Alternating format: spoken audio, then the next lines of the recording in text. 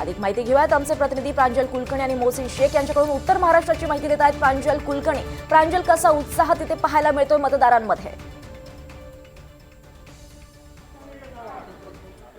दीपाली, उत्तर महाराष्ट्रामध्ये 49 नगर परिषदांसाठी आज मतदान प्रक्रिया ही पार पडते।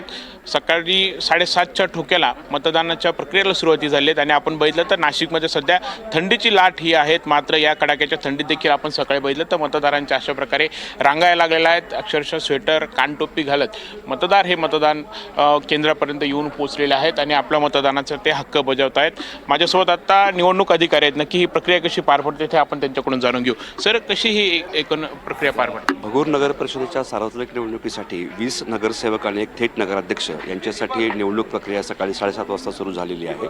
भगूर शहरामध्ये आपले 16 मतदान केंद्र आहेत आणि त्या ठिकाणी आता मतदान प्रक्रिया सुरळीतपणाने सुरू झालेली आहे। सर, एकूण कशी खबरदारी, काय सूचना देण्यात आल्या? नाही, याच्यामध्ये मतदारांना जास्त वेट करायला लागू नये यासाठी आपण त्या ठिकाणी ॲडिशनल मनुष्यबळाची देखील नियुक्ती केलेली आहे आणि पोलीस प्रशासनाने देखील या ठिकाणी पुरेसा बंदोबस्त उपलब्ध करून देऊन त्या ठिकाणी मतदार सुरळीतपणाने मतदानासाठी या ठिकाणी येत आहेत। मतदानाची टक्केवारी वाढावी म्हणून कसे प्रयत्न? या ठिकाणी आम्ही स्वीपद्वारे अनेक ॲक्टिव्हिटी केलेल्या आहे। मतदारांमध्ये जागृती देखील आम्ही निर्माण केलेली आहे आणि त्याचाच परिणाम म्हणून आपण बघू शकता की आज सकाळपासून या ठिकाणी मतदारांच्या रांगा लागलेल्या आहेत। माझ्यासोबत DCP सुद्धा आहेत। सर, कसा बंदोबस्त आहे ते? भगूर नगर परिषदेच्या निवडणुकीच्या निमित्तानं एकूण आमचे 25 अधिकारी आणि जवळपास एकूण 200च्या आसपास कर्मचारी आणि होमगार्ड असा बंदोबस्त त्या ठिकाणी केलेला आहे।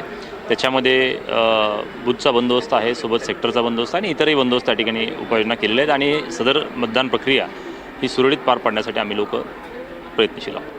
आपण बघत आहोत खरं तर निवडणूक प्रशासन असेल, यासोबतच पोलिसांकडून सर्व खबरदारी ही घेतली जाते। आता आपण बघितलं तर मतदार हे येत आहेत। ताई, काय थंडी पडली आहे तरी सकाळी आलात मतदानाला? आम्हाला उत्साह आहे मतदान करायचं म्हणून। हां, बोला ताई। आपला मतदानाचा हक्क आहे, तो पटकन करून घेतलेलं बरं, नंतर गर्दी होती ना। गर्दी होती, बरोबर। आपण जर बघितलं तर आता सध्या ज्या शिवसेनेच्या इथल्या उमेदवार आहेत अनिता करंजकर, या देखील मतदानासाठी आलेल्या आहेत। ताई, काय मतदान आताच गेले? आज मतदान सकाळीच आलं आज मतदानाला? हो, मग मतदान करणं आपला हक्क आहे आणि मी इतर मतदारांनाही आवाहन करेल की आपण सर्वांनी घरातून बाहेर पडून मतदान करावं, आपला हक्क बजवावा। बरं, काय आता कमी दिवस कथा प्रचाराला मिळाले होते, आज काय वाटतंय? काही नाही, उत्साहात एकदम उत्साहाचं वातावरण आहे। प्रचाराचं दरम्यान एकदम उत्साहाचं वातावरण होतं आणि आताही आहे, आजही आहे। प्रचंड गर्दी सकाळपासून मतदानाला आहे।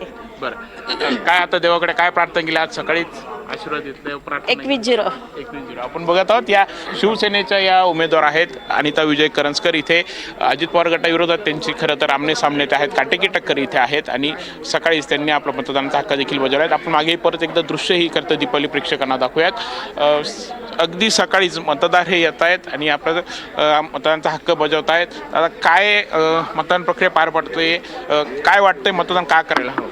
मतदान पार पडताना आम्हाला अभिमान वाटतोय की आम्ही आमच्या गावातले उमेदवार निवडून देणार आहोत। हां, बरं दादा, काय आज मतदान करण्यासाठी आलात सकाळी? मतदान करायचा आपला हक्क आहे, त्याच्यामुळं करणंच आहे मतदान।